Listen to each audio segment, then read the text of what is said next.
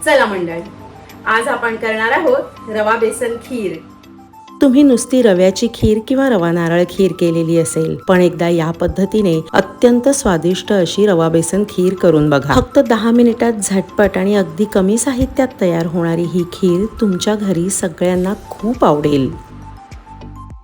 रवा बेसन खीर करण्यासाठी सगळ्यात सुरुवातीला इथं मी जाड बुडाच्या कढईत 2 टेबलस्पून बेसन घेतलंय। मंद आचेवर बेसन खमंग सुगंध येईपर्यंत आणि बदामी रंगाचं होईपर्यंत परतून घ्यायचंय। आपण कोरडच बेसन परतणार आहोत, तेल तूप काहीही घालायचं नाही। 5 मिनिटातच बेसनाचा रंग बदलेल आणि सुरेख सुगंध दरवळायला लागेल। आपलं बेसन भाजून झालेलं आहे, एका बाउलमध्ये काढून घेऊया। आता सेम त्याच कढईत 1 टेबलस्पून तूप घालून त्यावर थोडासा सुकामेवा परतून घेऊया। सुकामेवा 1 मिनिटभर परतल्यानंतर त्यात आपण घालणार आहोत 4 टेबलस्पून रवा आणि रवा सुद्धा मंद आचेवर चांगला खमंग परतून घ्यायचा आहे।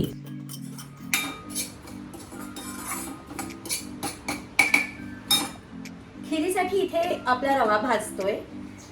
हे 1 लिटर दूध आहे, मी उकळून रूम टेम्परेचरला नॉर्मल करून घेतलेलं आहे। हे बेसन आहे भाजलेलं। आता यातलं थोडंसं दूध बेसनमध्ये घालून त्याची पेस्ट तयार करून घ्यायची आहे। आज आपण 1 लिटर दुधाची खीर करतोय, त्यातलंच वाटीभर दूध या बेसनात घालून त्याची स्मूथ पेस्ट तयार करून घ्यायची आहे। या पेस्टमध्ये अजिबात गुठळ्या राहता कामा नयेत। दूध तुम्ही तुमच्या रोजच्या वापरातलं गाईचं, म्हशीचं, टोंड मिल्क कुठलंही घेतलं तरीही चालेल। मी गाईचं दूध घेतलेलं आहे। इथे 5 मिनिटातच रवा सुद्धा छान फुललेला आहे, रव्याचा रंग सुद्धा बदामी झालेला आहे। आपला रवा भाजून तयार आहे। आता आपल्याला यात दूध घालायचं आहे, पण दूध घालताना एका हाताने थोडं थोडं दूध घालायचंय आणि दुसऱ्या हाताने ढवळायचंय, म्हणजे रव्याच्या गुठळ्या होणार नाहीत। या पद्धतीने थोडं थोडं दूध घालत हाताने ढवळत राहिलं की हातावर मोठी वाफ येत नाही आणि रव्याच्या गुठळ्या सुद्धा होत नाहीत। सगळं दूध घालून झाल्यानंतर यात आपल्याला बेसन पेस्ट घालायची आहे, पण पेस्ट घालण्याआधी ती या पद्धतीने खालीवर ढवळून घ्या। 4-5 केशराच्या काड्या घातलेल्या आहेत, पण त्या ऑप्शनल आहेत, तुम्ही नाही घातल्यात तरीही चालेल। आता गॅसची फ्लेम मोठी करून दुधाला पहिली उकळी येऊ द्यायची आहे, पण अधेमध्ये सतत ढवळत राहायचंय, नाहीतर तळाला रवा बेसन चिकटेल आणि खीर करपून जाईल।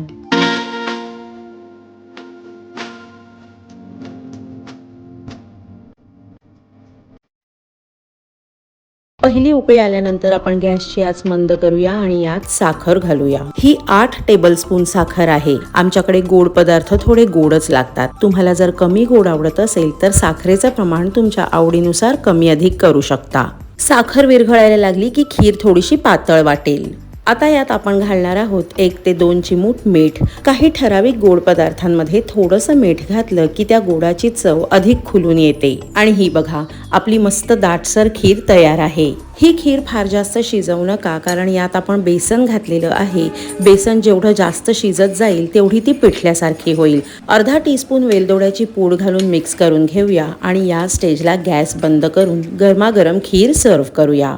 कधी कधी आपल्याला गोड खाण्याचं फार जास्त क्रेव्हिंग होतं, त्यावेळेस झटपट म्हणजे अगदी 15 ते 20 मिनिटात तयार होणारी ही खीर बेस्ट ऑप्शन आहे। अचानक आलेल्या पाहुण्यांसाठी आणि अगदी किटी पार्टीसाठी सुद्धा तुम्ही ही खीर करू शकता। येत्या 2 दिवसावर रामनवमी आहे। प्रभू रामचंद्रांना रवा बेसनाचे पदार्थ फार आवडतात असा पोथी पुराणात उल्लेख आढळून येतो। रवा बेसन लाडू किंवा रवा बेसन बर्फी करण्यात फार वेळ जाईल, त्याऐवजी रवा बेसनची ही खीर नक्की करून बघा। सो फ्रेंड्स, हा व्हिडिओ तुम्हाला थोडा जरी आवडला असेल तर त्याला भरपूर प्रमाणात लाईक करा। व्हिडिओ तुमच्या फॅमिली आणि फ्रेंड्स सोबत शेअर सुद्धा करा आणि अशाच इनोव्हेटिव्ह रेसिपीज बघण्यासाठी सुहानीज किचनला सबस्क्राईब करा। भेटूया लवकरच एका नवीन रेसिपीसह, पण तोपर्यंत बाय बाय।